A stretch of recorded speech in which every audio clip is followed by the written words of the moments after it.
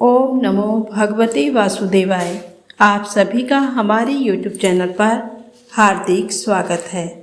आज सुने गरुड़ पुराण के 5वें अध्याय का कथा। पितृपक्ष के दौरान गरुड़ पुराण की कथा बहुत ही शुभ फलदायी मानी जाती है। इसके श्रवण मात्र से पितृदोष से मुक्ति और पितरों को मोक्ष की प्राप्ति होती है। इससे पितर प्रसन्न होकर आशीर्वाद देते हैं और पितृदोष से मुक्ति मिलती है। तो आइए सुनते हैं गरुड़ पुराण के 5वें अध्याय की कथा। गरुड़ जी ने कहा, हे केशव, जिस जिस पाप से जो जो चिन्ह प्राप्त होते हैं और जिन जिन योनियों में जीव जाते हैं वह मुझे बताइए। श्री भगवान ने कहा, नरक से आए हुए पापी जिन पापों के द्वारा जिस योनि में आते हैं और जिस पाप से जो चिन्ह होता है वह मुझसे सुनो। ब्रह्म हत्यारा क्षय रोगी होता है। गाय की हत्या करने वाला मूर्ख और कुबड़ा होता है। कन्या की हत्या करने वाला कोढ़ी होता है और ये तीनों पापी चांडाल योनि प्राप्त करते हैं। स्त्री की हत्या करने वाला तथा गर्भपात कराने वाला भिल्ल होकर रोगी होता है। पर स्त्री गमन करने वाला नपुंसक और गुरु पत्नी के साथ व्यभिचार करने वाला चर्म रोगी होता है। मांस का भोजन करने वाले का अंग अत्यंत लाल होता है। मद्य पीने वाले के दांत काले होते हैं। लालचवश अभक्ष भक्षण करने वाले ब्राह्मण को महोदर रोग होता है। जो दूसरे को दिए बिना मिष्ठान खाता है उसे गले में गंडमाला रोग होता है। श्राद्ध में अपवित्र अन्न देने वाला श्वेत कुष्ठी होता है। गर्व से गुरु का अपमान करने वाला मनुष्य मिर्गी का रोगी होता है। वेद शास्त्र की निंदा करने वाला निश्चित ही पांडु रोगी होता है। झूठी गवाही देने वाला गूंगा, पंक्ति भेद करने वाला काना, विवाह में विघ्न करने वाला व्यक्ति ओष्ठ रहित और पुस्तक चुराने वाला जन्मांध होता है। गाय और ब्राह्मण को पैर से मारने वाला लूला लंगड़ा होता है। झूठ बोलने वाला हकला कर बोलता है तथा झूठी बात सुनने वाला बहरा होता है। विष देने वाला मूर्ख और पागल तथा आग लगाने वाला गंजा होता है। मांस बेचने वाला अभागा और दूसरे का मांस खाने वाला रोगी होता है। रत्नों का अपहरण करने वाला हीन जाति में उत्पन्न होता है। सोना चुराने वाला नख रोगी और अन्य धातुओं को चुराने वाला निर्धन होता है। अन्न चुराने वाला चूहा और धान चुराने वाला टिड्डी होता है। जल की चोरी करने वाला चातक और विष का व्यापार करने वाला वृश्चिक बिच्छू होता है। शाक पात चुराने वाला मयूर होता है। शुभ गंध वाली वस्तुओं को चुराने वाला छुछुंदरी होता है। मधु चुराने वाला डांस, मांस चुराने वाला गीत और नमक चुराने वाला चींटी होता है। तांबुल फल तथा पुष्प आदि की चोरी करने वाला वन में बंदर होता है। जूता घास तथा कपास को चुराने वाला भेड़ योनि में उत्पन्न होता है। जो क्रूर कर्मों से आजीविका चलाने वाला है, मार्ग में यात्रियों को लूटता है और जो आखेट का व्यसन रखने वाला वह कसाई के घर का बकरा होता है। विष पीकर मरने वाला पर्वत पर काला नाग होता है। जिसका स्वभाव अमर्यादित है वह निर्जन वन में हाथी होता है।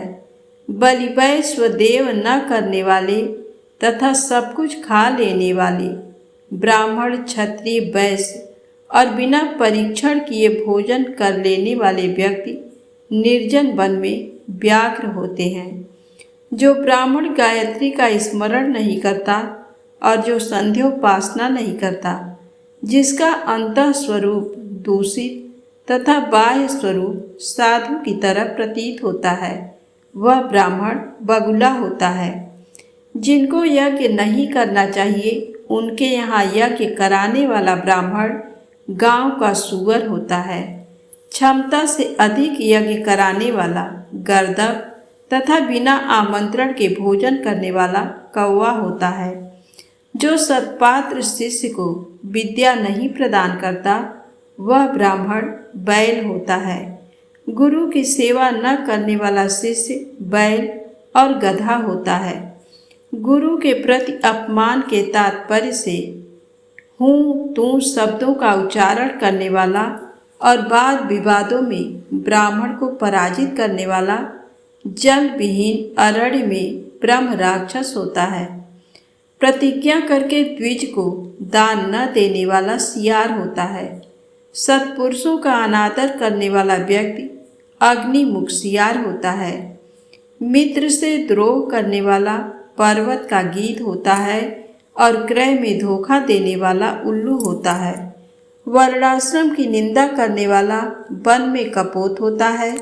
आशा को तोड़ने वाला और स्नेह को नष्ट करने वाला, द्वेषवश स्त्री का परित्याग कर देने वाला बहुत काल तक चक्रवाक यानी चकोर होता है।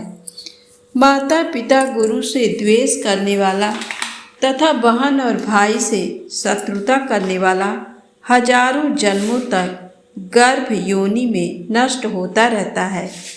सास ससुर को अपशब्द कहने वाली स्त्री तथा नित्य कला करने वाली स्त्री जलौका अर्थात जल जोंक होती है और पति की भर्त्सना करने वाली नारी जूं होती है। अपने पति का परित्याग करके पर पुरुष का सेवन करने वाली स्त्री चमगादड़ी, छिपकली अथवा दो मुंह वाली सर्पिणी होती है। सगोत्र की स्त्री के साथ संबंध बनाकर अपने गोत्र को विनष्ट करने वाला लकड़बग्घा और शाही होकर रीछ योनि में जन्म लेता है। तापसी के साथ व्यभिचार करने वाला कामी पुरुष मरु प्रदेश में पिशाच होता है और अप्राप्य यौवन से संबंध करने वाला वन में अजगर होता है। गुरु पत्नी के साथ गमन की इच्छा रखने वाला मनुष्य क्रिकलास गिरगिट होता है। राजपत्नी के साथ गमन करने वाला ऊंट तथा मित्र की पत्नी के साथ गमन करने वाला गधा होता है। गुदा गमन करने वाला विष्ठा भोगी सूअर तथा शूद्रगामी बैल होता है।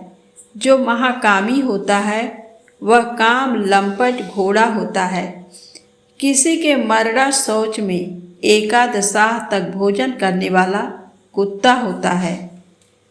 महापातक से प्राप्त अत्यंत घोर एवं दारुण नरकों का भोग प्राप्त करके महापातकी व्यक्ति कर्म के क्षय होने पर पुनः इस मर्त्यलोक में जन्म लेते हैं।